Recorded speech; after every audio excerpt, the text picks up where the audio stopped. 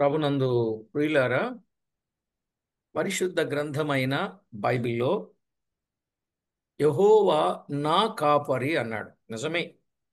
దావీదు దేవుణ్ణి కాపరిగా కలిగి ఉన్నాడు. కాబట్టే దావీదును దేవుడు కాచినట్లుగా మనము చూస్తాం. వాస్తవానికి దావీదెవరు? 16వ అధ్యాయం, సమూయేలు మొదటి గ్రంథం 16వ అధ్యాయం 11వ వచనం. 16, నీ 11లో నీ కుమారులందరూ ఇక్కడ ఇక్కడ ఉన్నారు. ఇక్కడ ఉన్నారా అని యెషయని అడగగా, అతడు ఇంకనూ కడసారి వాడున్నాడు, అయితే వాడు గొర్రెలను కాయుచున్నాడని చెప్పెను. కాబట్టి అందు చాలండి. వాడు గొర్రెలను కాయుచున్నాడు. వాస్తవానికి దావీదెవరు? కాపరే. కానీ కాపరే మరొక కాపరిని కలిగి ఉన్నట్లు మనం చూస్తాం. ఇంతకీ ఈ కాపరి ఎవరి గొర్రెలను కాస్తున్నాడు అనంటే 17వ అధ్యాయం 15వ వచనం. 17, 15. దావీదు దావీదు బేతహేములో తన తండ్రి గొర్రెలను మేపుచు చూడండి, తన సౌలు తండ్రి నొద్దకు గొర్రె. తిరిగి చాలు, మనకు ఆ పోవుచుండెను. పాయింట్ దొరికితే చాలు. తండ్రి గొర్రెలను మేపుచూ ఉన్నట్లు చూస్తున్నాం. తండ్రి గొర్రెలు, తండ్రి గొర్రెలు. చూడండి, దావీదు తండ్రి గొర్రెలను మేపుచున్నాడు. సండే స్కూల్ టీచర్స్, మీరు తండ్రి గొర్రెలను మేపారు. దేవుడు మీకు ఇచ్చిన వరాలు, తలాంతులను బట్టి తండ్రి గొర్రెలను మేపినట్లుగా మనం చూస్తాం. గొర్రెలు మీవి కాదు, గొర్రెలు నావి కాదు. తండ్రి గొర్రెలను మేపాడు. ఎక్కడ మేపాడు? 28వ వచనంలో, ఆ అరణ్యములోని ఆ చిన్న గొర్రె మందను ఎవరి వశము చేసితివి అన్నాడు. ఎక్కడ మేపాడు? అరణ్యములో. ఎంత? చిన్న గొర్రె మంద. చిన్న గొర్రె మంద. బాగుంది కదండి. చిన్న గొర్రె మంద ఎక్కడ? అరణ్యం. అరణ్యం. అరణ్యం అంటే అక్కడ ఏముంటాయి? అన్ని ప్రతికూల పరిస్థితులే, అననుకూల పరిస్థితులే. ఆ మాట, క్రూర మృగాలు ఉండొచ్చు, క్రూర జంతువులు ఉండొచ్చు, క్రూరమైన పరిస్థితులు ఉండొచ్చు, విష సర్పాలు ఉండొచ్చు. ఇవన్నీ రకరకాల పరిస్థితులు. అరణ్యంలో ఆ చిన్న గొర్రె మందను కాచేవాడుగా ఉన్నాడు. 20వ వచనంలో, ఒకరోజు తండ్రి అన్నలు ఎలా ఉన్నారో చూడ్డానికి పంపిస్తే ఏం చేశాడో గొర్రెల్ని దావీదు చూడండి. దావీదు ఉదయమున లేచి ఒక కాపరికి గొర్రెలను అప్పగించి, అంటే గొర్రెల పట్ల ఆయనకి ఏమున్నది? ఒక బాధ్యత అనేది ఉంది. ఒక గొప్ప బాధ్యత. గొర్రెల పట్ల ఒక గొప్ప బాధ్యత కలిగిన వాడుగా. వెళ్ళమనేది తండ్రి, గొర్రెలు తండ్రివే. కానీ వెళ్ళేటప్పుడు గొర్రెల్ని గాలికి వదిలేలే. ఆ గొర్రెలను వేరే కాపరికి అప్పగించాడంటే గొప్ప బాధ్యత. ఇప్పుడు దావీదు తన అనుభవంలో 17:34 వస్తే, అందుకు దావీదు సౌలుతో ఇట్లనెను, మీ దాసుడైన నేను నా తండ్రి యొక్క గొర్రెలను కాయుచుండా సింహమును ఎలుగుబంటియు వచ్చి మందలో నుండి ఒక గొర్రె పిల్లను ఎత్తుకొని పోవుచుండగా నేను దానిని తరిమి చంపి దాని నోట నుండి ఆ గొర్రెను విడిపించి తిని. ఇక్కడ చూడండి, గొర్రె ఎక్కువ ప్రాణం ఎక్కువ అంటే ఆ, గొర్రె పిల్లే ఎక్కువ. మీరు కూడా మీ ప్రాణాలను కూడా లెక్క చేయకుండా, సుఖాలను లెక్క చేయకుండా, పరిస్థితులను లెక్క చేయకుండా గొర్రెను సింహపు ఎలుగుబంటి నోట నుండి తప్పించడానికి, విడిపించడానికి మీరు చేసిన ప్రయత్నం ముందు చూశారు. చాలా గొప్ప ప్రయత్నం. ఇక్కడెవరు మనలను కనపరుచుకోవడానికి, మనలను ఘనపరుచుకోవడానికి చేసిన ప్రయత్నం కాదు. గొర్రెపిల్లను సింహపు నోట నుండి, ఎలుగుబంటి నోట నుండి తప్పించే ప్రయత్నం. అదే కాపరంటే, అంతే. కనుక కాపాడేవాడు, మనలను కాపాడేవాడు ఆయన. మనం కూడా కాపాడవలసిన వారు కొందరు ఉన్నారు. ఆ వరుసలో మీరు మీ ప్రయత్నంలో దేవుడు మీకు ఇచ్చిన టాలెంట్స్, వాటిని బట్టి చక్కగా దేవునికి వరకు మీరు పని చేశారు. గొర్రెను విడిపించాడు, అది గొప్ప సంగతి కదా. కాపరి గొర్రెను విడిపించాడు. ఇంత భారము కలిగి బాధ్యత కలిగిన ఈ వ్యక్తిని దేవుడు ఏం చేశాడు? 78 కీర్తన 78, 70 నుండి చదువుకుందాం. 70, 71. గొర్రెల దొడ్లలో నుండి అతని పిలిపించెను, పాడి గొర్రెలను వెంబడించుట మాన్పించి తన ప్రజలైన యాకోబును తన స్వాస్యమైన ఇశ్రాయేలును మేపుటకై ఆయన అతని రప్పించెను. ఆయన అతని రప్పించెను. దేనికి రప్పించాడు? ఆయన అతని రప్పించెను. ఇప్పుడు రాజ్పాల్ అన్నగారు పిలిస్తే కాదు వచ్చింది, మిమ్మల్ని ఆయన ఇక్కడికి రప్పించాడు కదా. ఆయన అతని రప్పించాను. దేనికి? తన స్వాస్యమైన, తన ప్రజలని యాకోబును తన స్వాస్యమైన ఇశ్రాయేలును మేపుటకై ఆయన అతని రప్పించెను. ఎన్ని ఆటంకాలు, ఎన్ని అననుకూలతలు!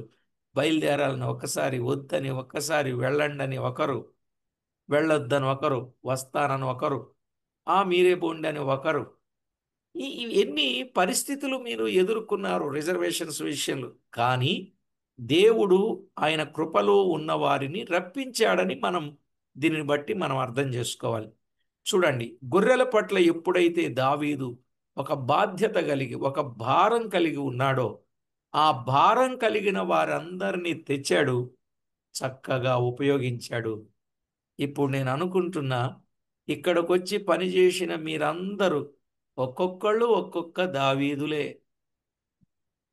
ఏమంటారు?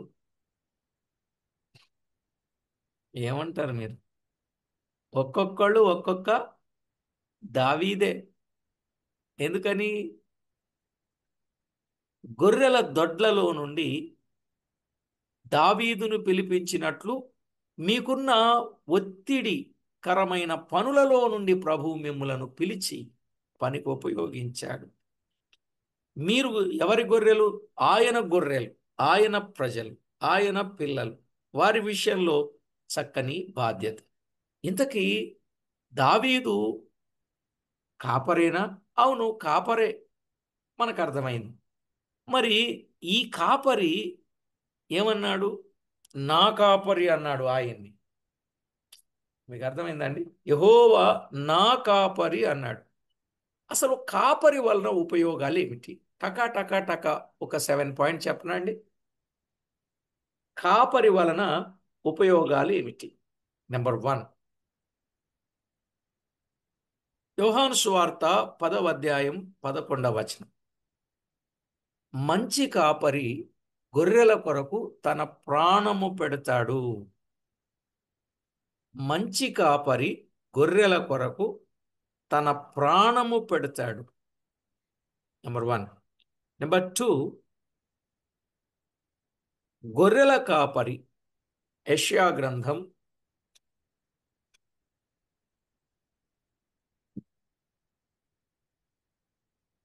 39వ అధ్యాయం 11వ వచనం. గొర్రెల కాపరి వలె ఆయన తన మందను మేపును అన్నాడు. మందను మేపుతాడు. 1, గొర్రెల కొరకు ప్రాణము పెడతాడు. 2, తన మందను మేపుతాడు. 3, తన బాహువుతో గొర్రె పిల్లలను కూర్చి రొమ్మున ఆనించుకుంటాడు. రొమ్మున ఆనించుకుంటాడు. 3వది, రొమ్మున ఆనించుకొని మోస్తాడు. 4వది, పాలిచ్చు వాటిని ఆయన మెల్లగా నడిపించును అన్నాడు కదా.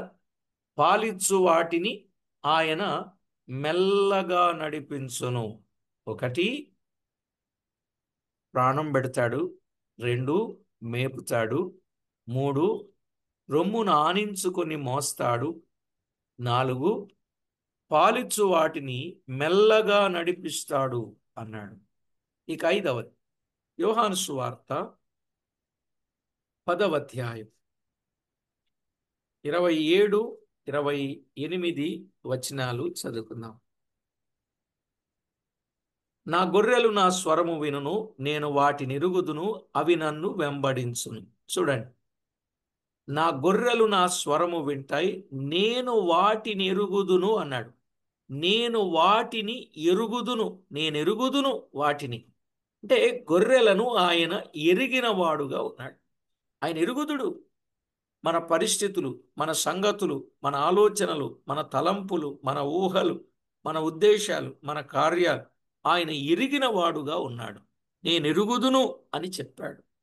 6వది 28వ వచనం, నేను వాటికి నిత్య జీవమునిచ్చుచున్నాను గనుక అవి ఎన్నటికి నశింపవు అన్నాడు.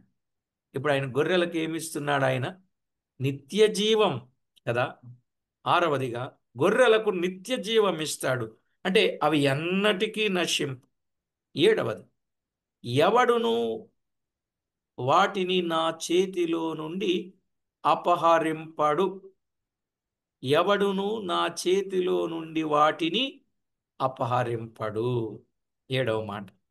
కాబట్టి గొర్రెల విషయములో ఆ కాపరి ఏం చేస్తాడో 7 మాటల్లో మనం విన్నాం.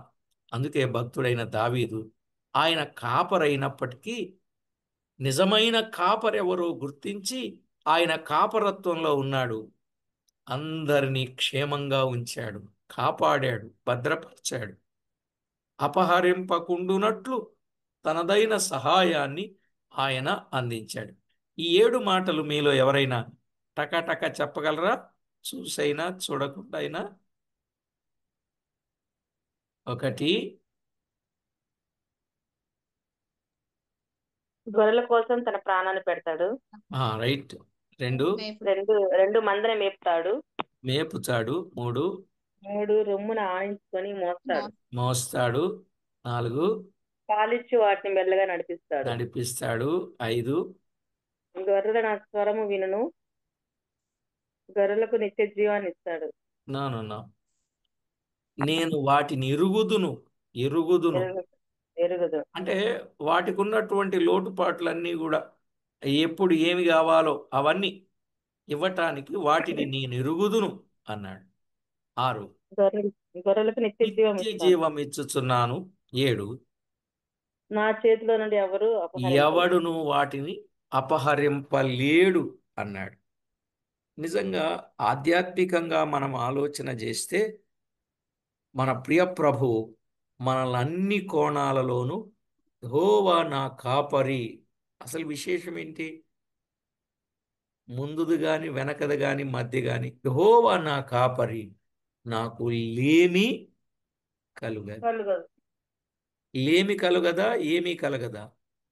లేమి. మొన్న చిన్న పాప కంటత వాక్యం చెప్తున్నా, అంకులం యెహోవా నా కాపరి, నాకేమీ కలుగదు అంది.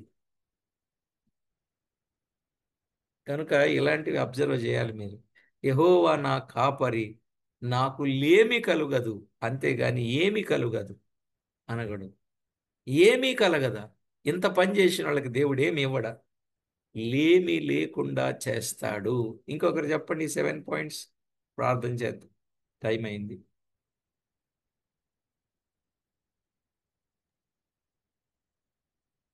మొదటి పాయింట్ ప్రాణం పెడతాడు. రెండోది మందను మేపుతాడు. రొమ్మును ఆనించుకొని మోస్తాడు. గట్టిగా వాయిస్ మెల్లగా నడిపిస్తాడు. ఆయన గట్టిగా ఆయన ఎరుగుతాడు, ఎరిగినవాడు. 6వదిగా నిత్య జీవమునిస్తాడు. 7వది అపహరింప. నా చేతి గొర్రెలను అపహరింపండి అని దేవుడు ఆయన చేతిలో భద్రపరుస్తాడు. అంటే ఎవడును అపహరింపలేడంటే గొర్రెలను భద్రపరుస్తాడు.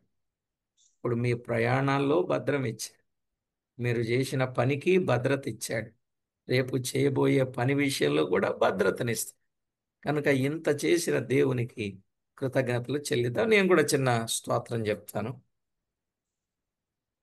మహాగణుడవైన మా దేవ, మీ ఘననామానికి స్తోత్రం. మీ కృపను బట్టి 5 దినాలు మీ పిల్లలమైన మేము కలిసి ఉండే భాగ్యం, కలిసి మీ పని చేసే భాగ్యం, పెద్దలకు చిన్నలకు చక్కగా మీ పని చేసి మిమ్మల్ని ఘనపరిచే కృపనిచ్చినందుకు వందనాలు. మా ప్రియులు ఎంతో కష్టపడి ఖర్చు చేసుకొని భారభరితమైన ఈ సేవలో పాలివారయ్యారు. ప్రభువా, గొర్రెలు మీవి, ఎక్కడైనా మీ పని మేము చేయవలసిందే. అలాగు చేసి మీ నామమునకే మహిమ, ఘనత, కీర్తి, ప్రభావములను మీరు ఆరోపించుకుంటారని కోరుచు, మీరు చేస్తున్న ప్రతి విధమైన మేలుపకారములను అన్నింటిని బట్టి మిమ్మల్ని స్తుతిస్తూ, ఇంకా మా ముందు ఎంతో పని ఉన్నది, ఆ పని విషయంలో మమ్మందరినీ మీరు ప్రిపేర్ చేయమని, రెడీ చేయమని, ఓ ప్రక్క సేవకుల సదస్సులు, ఓ ప్రక్క రెండవ రాకడ సభలు, మరొక ప్రక్క రివైవల్ సండే స్కూల్స్, ఇలాగున ఎన్నో కార్యక్రమాలు చేయడానికి మా అందరికీ ఏక హృదయం, ఏక తాత్పర్యం, ఏక భావం, ఒకే మనస్సు, ఒకే భారం ప్రతి వారికి అనుగ్రహింపజేసి మీ నామమునకి మహిమ, ఘనత, కీర్తి, ప్రభావములను మీరు ఆరోపించుకొనమని కోరుచు, మా ప్రాణనాథుడు, ప్రియుడు, మా రక్షకుడైన యేసు క్రీస్తు అతి శ్రేష్టమైన అమూల్యమైన నామమున స్తోత్రము చెల్లించి స్తుతించి ప్రార్థించి మిక్కిలి వినయముగా బ్రతిమిలాడి వినయులమై వేడుచూ ఉన్నాం మా పరమ తండ్రి. ఆమేన్.